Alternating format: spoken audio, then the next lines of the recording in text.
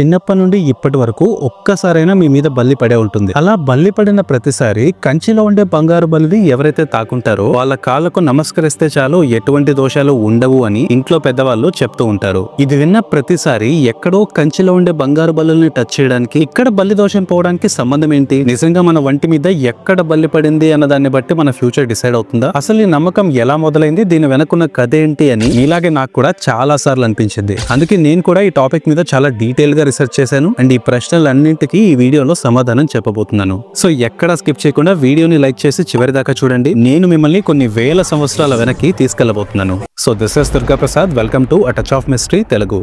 చాలా మంది బంగారు వెండి బల్లులు అనగానే ఇవి కంచి కామాక్షి అమ్మవారి టెంపుల్ లో ఉన్నాయేమో అని అపోహపడుతూ ఉంటారు. కానీ ఇవి కామాక్షి అమ్మవారి టెంపుల్ నుంచి 5 కిలోమీటర్ల దూరంలో ఉన్న అత్తి వరదరాజ పెరుమాళ్ టెంపుల్ లో ఉంటాయి. అయితే ఇవి ఇక్కడికి ఎలా వచ్చాయో తెలుసుకోవాలంటే ముందు మీరు వరదరాజ పెరుమాళ్ టెంపుల్ లో మూల విరాట్ ఎలా ఏర్పడిందో తెలుసుకోవాలి. స్కంద పురాణం ప్రకారం ఈ సృష్టి ఇంకా మొదలవ్వక ముందు సృష్టికర్త అయిన బ్రహ్మ ఆ సృష్టిని పాలించే విష్ణు అనుగ్రహం కోసం ఒక మహాయజ్ఞాన్ని మొదలు పెట్టాలి అని నిర్ణయించుకున్నాడు. అయితే హిందూ ధర్మం ప్రకారం ఒక యజ్ఞం సక్సెస్ఫుల్ గా కంప్లీట్ అవ్వాలి అంటే భర్తతో పాటు ఖచ్చితంగా భార్య కూడా ఆ యజ్ఞంలో కూర్చోవాలి. అయితే అప్పటికే బ్రహ్మకు ఆయన భార్య సరస్వతీదేవికి మధ్య చిన్న చిన్న గొడవలు జరుగుండడం వల్ల సరస్వతీదేవి ఆ యజ్ఞం కోసం సమయం కేటాయించకుండా ఆలస్యం చేస్తూ ఉంటుంది.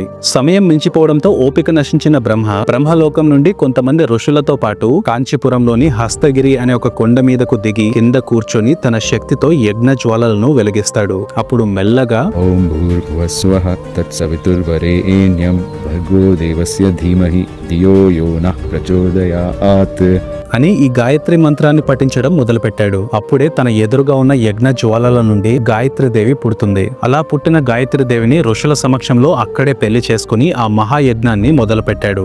ఈ విషయం తెలుసుకున్న సరస్వతీదేవికి కోపం కట్టలు తెంచుకుని నేను లేకుండా ఆ యజ్ఞం ఎలా జరుగుతుందో చూస్తాను అని అనుకుని వేగవతి నదిగా మారి ఉద్రిక్తమైన అలలతో ఆ యజ్ఞం జరుగుతున్న ప్రదేశాన్ని కమ్మేయబోతుంది. అప్పుడు సాక్షాత్తు ఆ శ్రీ మహావిష్ణువే ఒక ఆనకట్టలా పడుకొని ఆ నది ప్రవాహాన్ని డైవర్ట్ చేస్తాడు. అప్పుడు సృష్టికర్త అయిన బ్రహ్మ గాయత్రీదేవితో కలిసి ఆ యజ్ఞాన్ని పూర్తి చేస్తాడు. అలా యజ్ఞం పూర్తయిన తర్వాత ఆ యజ్ఞ జ్వాలల నుండి విష్ణుమూర్తి విగ్రహ రూపంలో బయటకు వచ్చి అక్కడున్న సృష్టికర్తను గాయత్రీదేవిను ఋషులను ఆశీర్వదిస్తాడు. అయితే ఆ మహాయజ్ఞానికి గుర్తుగా అక్కడున్న ఋషులందరూ శ్రీ మహావిష్ణువుని ఆ కొండ మీద కొలువు తీరమని ప్రాధేయపడతారు. అలా ఆ రోజు వాళ్ళ కోరిక మేరకు కొలువు తీరిన విష్ణుమూర్తి విగ్రహాన్ని అత్తి వరదరాజ పెరుమాళ్ గా పిలుస్తారు. అలా పిలవడానికి కారణం ఆ విగ్రహం అత్తి చెట్టు బెరడుతో చేసినట్టు ఉండడం. అత్తి చెట్టు అంటే అంజీర్ ఫ్రూట్స్ తెలుసు కదా, వాటి చెట్టు అన్నమాట. అయితే అలా ఏర్పడ్డ అత్తి వరదరాజ పెరుమాళ్ టెంపుల్ లో ఈ బంగారు వెండి బల్లులు ఎలా ఏర్పడ్డాయో ఇప్పుడు చూద్దాం. సప్త ఋషుల్లో ఒకడైన గౌతమ మహర్షి ఒకరోజు తన ఆశ్రమంలో తపస్సు చేయడం కోసం తన ఇద్దరు శిష్యులను తపస్సుకు కావాల్సిన పూలు, పళ్ళు, నీళ్లను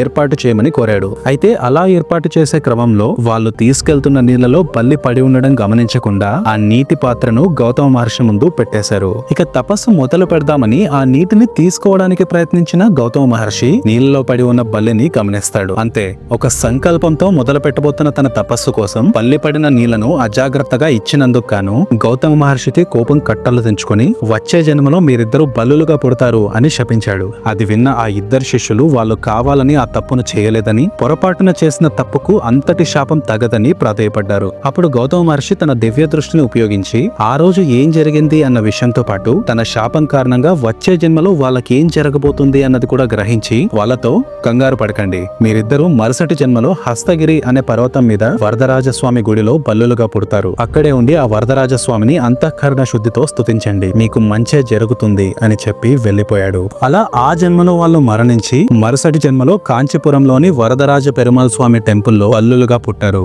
అలా బల్లులుగా జీవనం సాగిస్తూ వరదరాజస్వామిని స్తుతిస్తూ వాళ్ళ శాప విమోచనం కోసం ఎదురు చూస్తూ ఉంటారు. అయితే ఒకరోజు ఆ రెండు బల్లులు గర్భగుడిలో అఖండమైన తేజస్సుతో వెలిగిపోతున్న అత్తి వరదరాజస్వామి పెరుమాల్ని చూస్తూ ఇంకెన్ని రోజులు మేము ఇలా శిక్షను అనుభవించాలి అని బాధపడుతూ ఉండగా సడన్ గా ఆ గుడిలోకి ఒక పెద్ద ఏనుగు అపారమైన బాధతో కంటి నిండా నీళ్లతో ఆ గుడిలోకి రావడం గమనించారు. వాళ్ళు చూస్తుండగానే ఆ ఏనుగు మోకాల మీద కూర్చుని వరదరాజస్వామి విగ్రహాన్ని భక్తితో చూస్తూ మనసులో ఇన్ని సంవత్సరాలుగా నేను అడవుల్లో, పర్వత శిఖరాల్లో, నదీ తీరాల్లో తిరుగుతూ స్వర్గానికి దూరమై ప్రశాంతత లేకుండా వెతుకుతుంది చేసింది నీకోసమే. 1000కి పైగా దేవాలయాలకు కొలువైన ఈ కాంచీపురానికి రాగానే నా దుఃఖం కట్టలు తెంచుకుని కన్నీటి రూపంలో బయటకు వచ్చేస్తోంది. నేను నా అహంకారాన్ని తెలుసుకున్నాను. దయచేసి నాకు శాప విమోచనం కలిగించండి అని ప్రాధేయపడింది. ఇదంతా ప్రత్యక్షంగా చూస్తున్న బల్లులు అసలు ఎవరి ఏనుగు, ఎందుకు ఇంతలా పశ్చాత్తాపడుతోంది అని ఆలోచిస్తూ చాలా ఉత్కంఠంగా కళ్ళు తిప్పకుండా ఏనుగునే చూస్తున్నాయి. ఇంతలో అతి ప్రకాశవంతమైన వెలుగుతో ఆ వరదరాజ పెరుమాళ్ మూల విరాట్ నుండి ఆ శ్రీ మహావిష్ణువు ప్రత్యక్షమయ్యాడు. ఒక్కసారిగా అక్కడున్న ఏనుగుతో పాటు బల్లులు కూడా భక్తితో అంతఃకరణ శుద్ధితో ఆ శ్రీ మహావిష్ణువును స్మరించడం మొదలుపెట్టాయి. అప్పుడు విష్ణువు ఆ ఏనుగుతో, ఇంద్రదేవ, నీ అహంకారం కాలి బూడిదైంది, నీ మనసులోని భక్తి భావం వికసించింది, ఇక నువ్వు పడ్డ కష్టాలు చాలు, లేచి నీ స్వరూపాన్ని తిరిగి పొందు అని దేవేంద్రుణ్ణి ఆశీర్వదించాడు. అంతే, ఒక్కసారిగా ఆ ఏనుగు స్వర్గాధిపతి వజ్రాయుధాధారి అయిన ఇంద్రుడిగా మారిపోయింది. యాక్చువల్ గా పూర్వం సరస్వతీదేవి ఇంద్రుడికిచ్చిన శాపం వల్లే తన పదవిని కోల్పోయి ఇలా ఒక సాధారణమైన ఏనుగులా మారి తన శాప విమోచనం సాక్షాత్తు ఆ బ్రహ్మే మహాయజ్ఞం చేసిన ఈ హస్తగిరి కొండ మీద అత్తి వరదరాజస్వామి గుడిలో జరుగుతుందని తెలుసుకుని ఎన్నో సంవత్సరాలుగా వెతుకుతూ ఉంటాడు. అయితే ఇంద్రుడికి శాప విమోచనం జరిగిన అదే సమయంలో బల్లి రూపంలో ఉన్న గౌతమ మహర్షి శిష్యులు శాప విమోచనంతో పాటు ఏకంగా మోక్షాన్ని కూడా పొందుతారు. అప్పుడే ఈ ఇద్దరు శిష్యులు గౌతమ మహర్షి వరదరాజస్వామిని స్తుతిస్తే నీకు మంచే జరుగుతుంది అని చెప్పిన మాటల్ని గుర్తు చేసుకుంటారు. అయితే తనతో పాటు ఆ బల్లులకు కూడా శాప విమోచనం జరగడం, ఆ మొత్తం సన్నివేశాన్ని ఆకాశంలోని సూర్యచంద్రులు ప్రత్యక్షంగా చూడడం దేవేంద్రుడు గమనించి ఒక శిలాపలకం పైన చంద్రుడి గుర్తుగా వెండి బలిని, సూర్యుడి గుర్తుగా బంగారు బలిని ముద్రించి వాటితో పాటు సూర్యచంద్రుల ప్రతిమలను కూడా ముద్రించి ఆ గుడిలోని పైకప్పుకు బిగించాడు అని ఆ గుడి స్థల పురాణంలో మెన్షన్ చేసింది. ఆ ఇద్దరు శిష్యులతో పాటు సాక్షాత్తు ఆ దేవేంద్రుడే మోక్షం పొందిన ఈ అత్తి వరదరాజస్వామి టెంపుల్లో ఆ బంగారు వెండి బల్లులను తాకిన ఏ ఒక్కరికి కూడా బల్లి దోషం వర్తించదని, అలా తాకిన వాళ్ళ కాలకు నమస్కరించిన ఆ దోష ప్రభావం ఏమాత్రం ఉండదని ఆ గుడి స్థల పురాణంలో చాలా క్లియర్ గా మెన్షన్ చేసింది. సో అందుకే చిన్నప్పటి నుండి బల్లి గురించి మాట్లాడిన ప్రతిసారి కంచిలోని ఈ బంగారు వెండి బల్లుల గురించి మన పెద్దవాళ్ళు చెప్తూ ఉంటారు. అయితే మన శరీర భాగాల్లో ఎక్కడ బల్లి పడితే ఏం జరుగుతుంది అని మన పెద్దవాళ్ళు నమ్ముతారో వాటిని నేను నీకు స్క్రీన్ మీద చూపిస్తున్నాను. ఒకవేళ మీరు చెక్ చేసుకోవాలనుకుంటే పాజ్ చేసి చూసుకోండి. చివరిగా నేను చెప్పొచ్చేది ఒకటే, మన శరీర భాగాల్లో బల్లి ఎక్కడ పడింది అన్న దాన్ని బట్టి మంచి జరుగుతుందని కానీ చెడు జరుగుతుందని కానీ 18 మహాపురాణాల్లోనూ మెన్షన్ చేయలేదు, ఉప పురాణాల్లో కూడా మెన్షన్ చేయలేదు.